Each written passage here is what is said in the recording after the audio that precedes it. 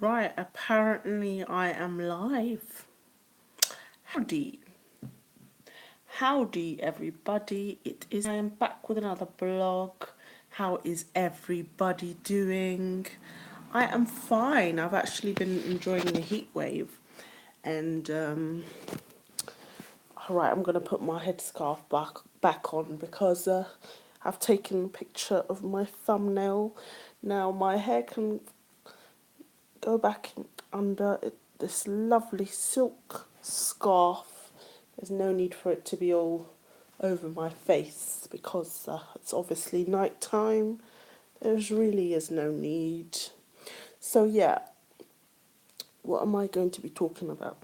Basically, is everybody enjoying the heat wave? Because it is really nice. I am loving it very much.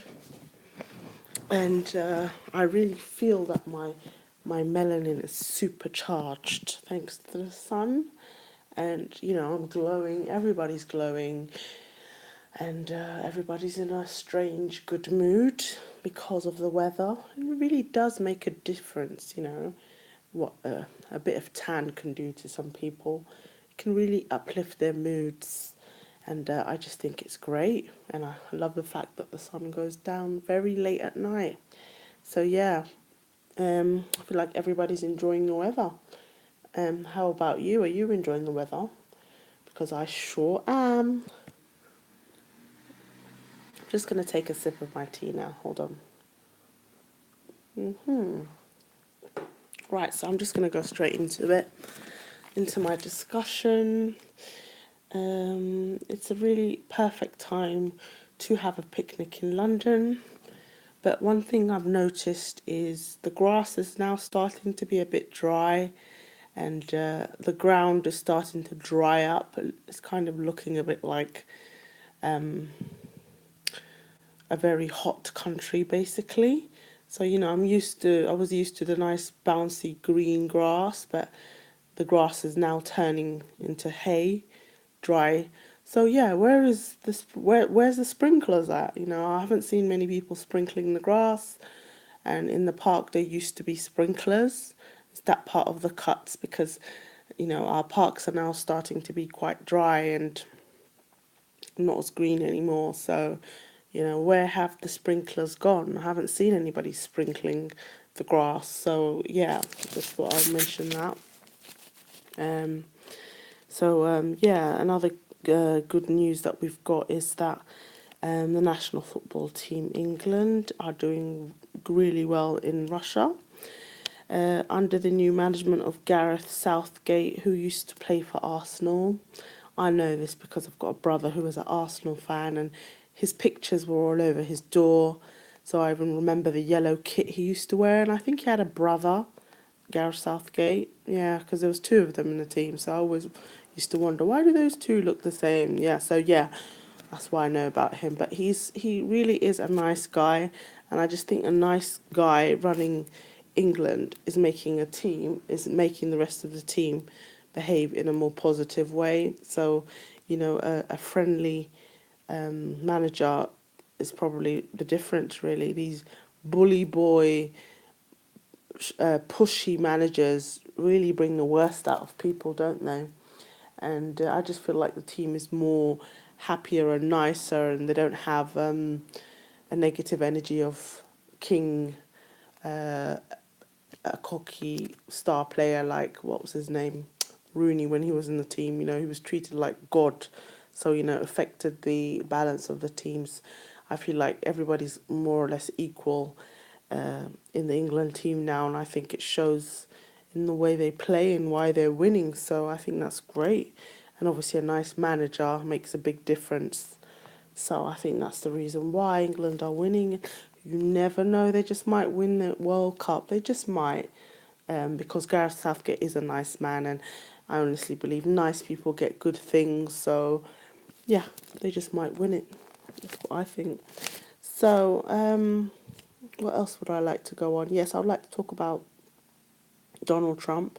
He's due a visit in London town, and there's this talk about putting a balloon of him dressed up in a nappy, um, on Parliament. And I just think, like, how childish are you to do something like that?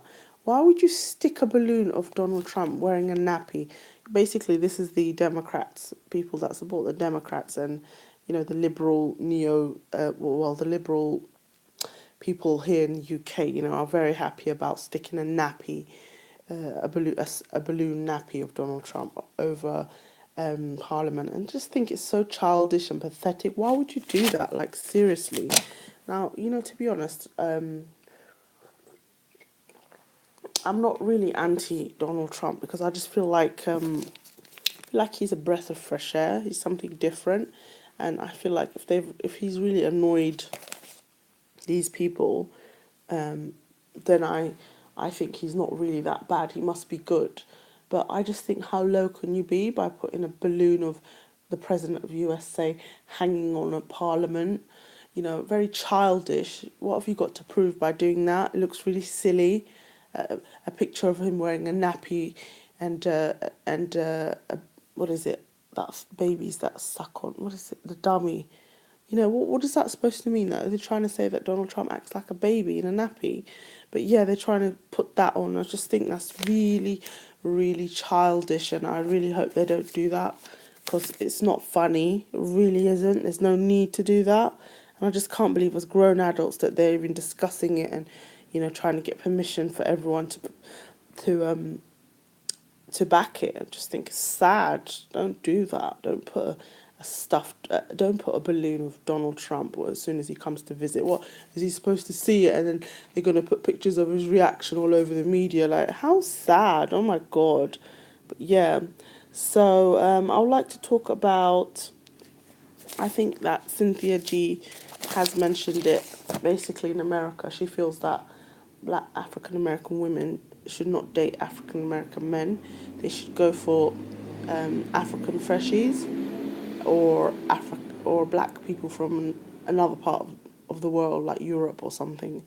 And I also feel like the same thing should happen to Black British women here. I feel like the Black British men here are very rude to them, are very stuck up, and I feel like because they've got all this attention from all these other women, such as white women, who view them as some sort of hyper male being, that they've got this big head and they can be quite arrogant. So I think that there is a problem between Black British men and Black British women, and I think that they don't actually suit to date in the UK because of the way society is, and white supremacy that makes black women at the bottom of the hierarchy. Obviously, they're not at the bottom, but the way that the media portrays them, it's kind of affected the relationship between black men and black women in this country. So I felt like Cynthia G made a very important point, and I think it's relevant to black British women and black British men here in this country. I can give you an example because a certain YouTuber online, I forgot her name, but she's very intelligent, attractive, and is an influencer. Must have put a blog out saying how she was talking to this guy that she liked, and all of a sudden he stopped answering her calls or something, and he basically behaved like a typical black British guy. The fact that she showed him interest, he got so happy. He told all his friends, and then he sort of didn't return her phone call. So she must have mentioned it, and she blocked him after a while. But then all of these girls, like, they were just so happy that she got rejected. Were leaving her comments saying, "Oh, you're beautiful. He just wasn't into you. If he's not answering the phone call, if he's not replying, that means he's not interested in you. Because if a man likes you, he will call you or he will text you." But I just felt like all these girls were so happy. So yeah, these girls that will normally really, really jealous of her or compete with her were all happy to reply, and because they felt like, oh, there's one, oh, if the guy didn't like her, or maybe there's a chance that they can get with him. But I just feel like, you know, first of all, she should not have mentioned this, because at the end of the day, he's just been a typical black British guy, an asshole, by getting a bit of attention from a black girl. got to his head, and now he thinks that the girl's in love with him. And I just think that's a problem in this country with the way that they're behaving, and the fact that the girls, like, of all races, like, if you saw all the comments, they were just leaving her, but you are beautiful. This girl doesn't need validation from you, stupid women. Why are you leaving her comments saying, "Oh, you're beautiful. I'm sure if he's in, there'll be a man available for you." It's like, shut up. Like, at first, and she should have known better than put the blog out. But you should have seen the way that they were all writing comments on her page, and they are fully aware that there is a problem between black British men and black British women. And I felt like they were just really clapping and happy that this happened, so that, it looks like, that black men don't really want to go out with black British women, and that's not the case. It's just the way that white supremacy has separated them, and other people have got involved. So I think it's relevant. I think that black British women in this country, in London, should avoid black British men because of their ego and what's happening to them. And they should focus on dating African American men. I think that they will suit more. I think black British women and African American men, suit more than black British and black British women and men. Or I think they're better off dating African men in London, in the UK in generally, rather than, when I mean by African, not British born, but more like freshies. So basically, freshies, they're better off dating freshies in the UK, rather than British born Africans, because there's something about the country where they're brought up to sort of disrespect black women. That's just the way it is. And yeah, I just thought it's quite interesting because Cynthia G mentioned it, that African American men and African American women are going through the same thing. I've seen it online. These crazy African American men that just open up their gobs and chat crap online, talking about how black women this, black women that, how they hate them. And it's just, that's just a symptom of white supremacy, that the same thing that's happening there is happening here. And, this idiot that just ignored, that was initially interested in her and then got happy because she showed interest, and then he disappeared. He's a typical black British guy. He's no different. There's lots of other guys like that. They spend their time wasting black British women's time by pretending they like them, and then just being horrible, basically, and saying, "Oh, she liked me, but I don't like her." This is their little game. And just judging by the comments she got from all these random girls saying, "Oh, he wasn't interested in you. It's because he didn't like you, didn't call." It's like, they're so stupid. Like, they know the situation, and I felt like they were adding sort of fuel to the fire. So, and I feel like Cynthia G was just spot on, and the same situation is here as well. I honestly think black British women need to not waste their time on these black British men in this country. Even if you go on YouTube, just judging by the things they ask women on the streets. I mean, seriously, why would you want to go out with someone like that? Asking girls, who do they prefer?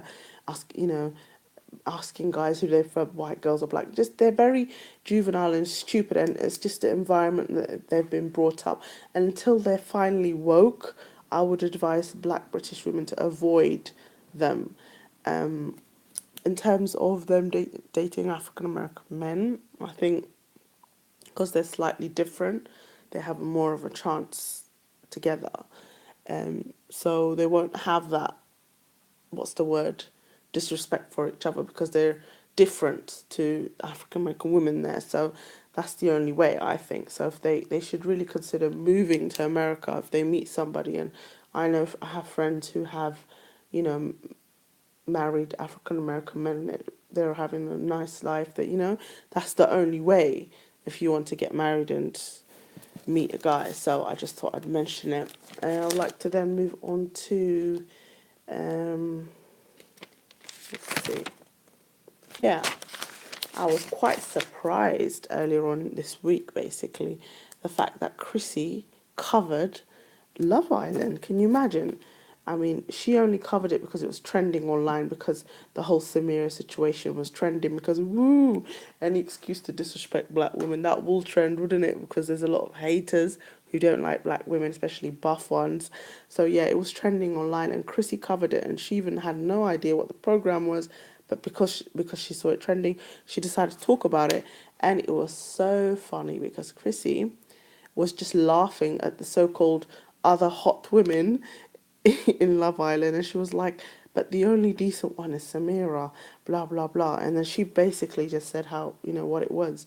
She said, the whole point of um, the show is very Eurocentric, and Samira was put there for a diversity token, um, for a diversity point scoring reasons, and she was also put there, and the cast, the camera crew of Love Island were deliberately trying to create that stereotype of, black women are unwanted, and yeah, Chrissy made a very very important point.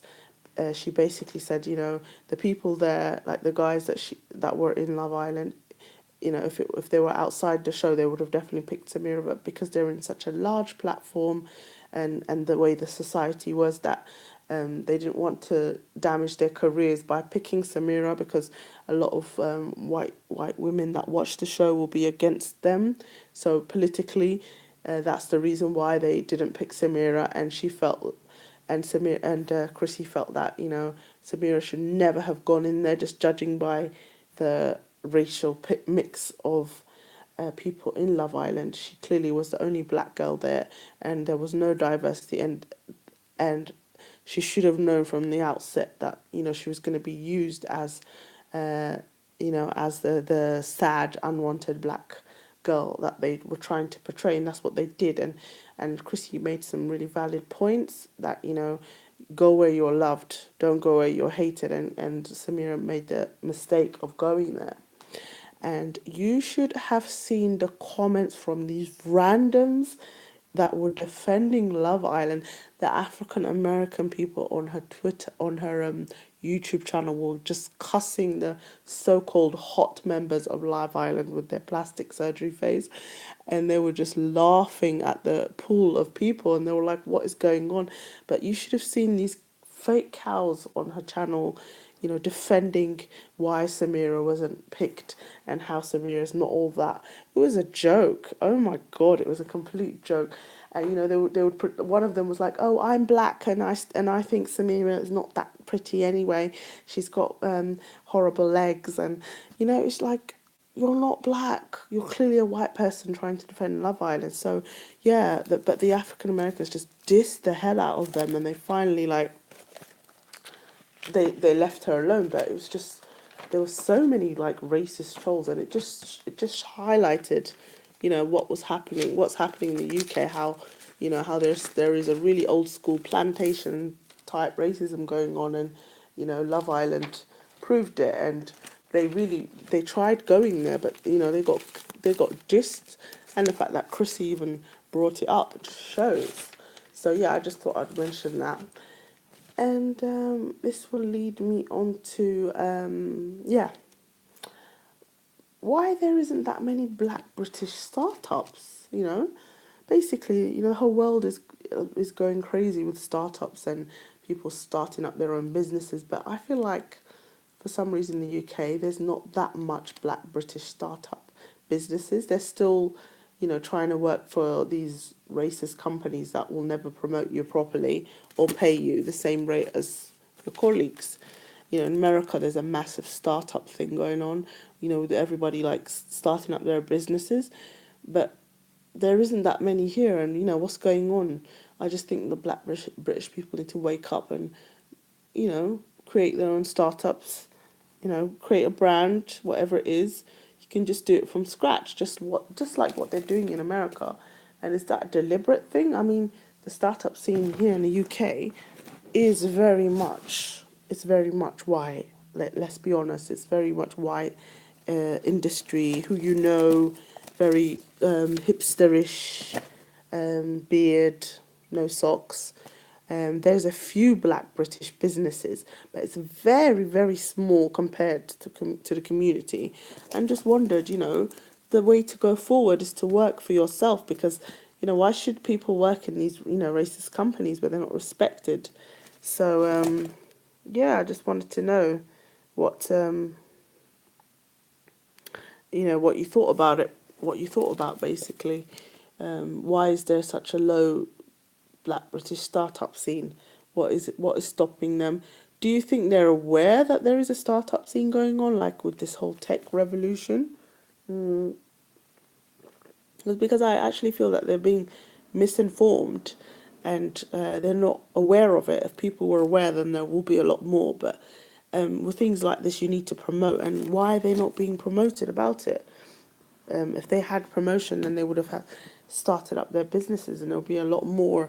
I think, as Black British people, we need to wake up, and we need to look at, how the Americans are doing it because there's a lot going on there. They're way advanced, and if nobody's promoting it to us, then we should research and really do something about it. And I still feel like the Black British successful startups that are doing well, they don't want to sort of let other Black British competitors, join in and set themselves up. I feel like they don't want to help their community. They want to be like the only black token person, uh, reaping up all the benefits and clapping, oh, this Black British business, blah blah blah. You're the only one, and I feel like they're still on that, being the only black person, in the sea of white faces. So yeah, that's why there isn't that. I feel like there isn't that many because of that, and I just think you should share your knowledge. Like, times have changed. There's no need to be like that anymore. Um, People need to talk about how they got there and try and encourage others because it's a massive wide market out there. It's a whole world, especially with the technology. There's no need to think that, oh, another black person is going to steal your crown. It's massive. Like, don't be silly. You see how all the others are supporting each other. All the other white startups are all supporting each other, retweeting. Why can't the Black British do that? What's with this whole, I'm the only one and I'm going to stay that way? No, they need to actually support each other. Even the African Americans have clocked on and they support each other. They're very much into black, African American startups and supporting each other's business to grow. That's the only way. So they're way more advanced at that. Whereas here, we're not like that at all. Where there's a lot of I don't want other people to be as successful as me. Even little things like YouTube, and there's a lot of content creators and influencers. They wouldn't even pass knowledge on as to like how to make videos, little things, or promoting Chinese hair and makeup and stuff. Um, they're still fighting. I feel like they're very at the base. Like, they're still excited about getting makeup deals, and when there's a whole wide world out there, and there's so much things they could do, and they're still that they're just basically they're just happy with a few cents thrown at them. So one day, you never know, they might just wake up and, when the whole world is moving on, like, oh my God, there's a tech startup. Wow. Oh, but then obviously it'll be a bit late by then, wouldn't it? So, yeah, this will lead me on to the other topic. As we've seen on YouTube, they seem to be promoting these made in China hair and these makeups. Um, how about, if they promoted handmade African garments, things like that, to promote the black businesses in Africa? They could do that. They could promote. They should, like, instead of promoting, these European companies, clothes companies, why not traditional outfits, traditional black-owned businesses? They could promote only that so that it can grow and all these businesses can grow. So I think they really need to open up and be a bit more woke in that department because I feel that that would really benefit the community. So yeah, what else can I talk about? Yeah, I'm just gonna keep it a short one tonight. Just felt like vlogging, and yeah, is me, Miss Jarena Shooting Star, and I am out. Bye.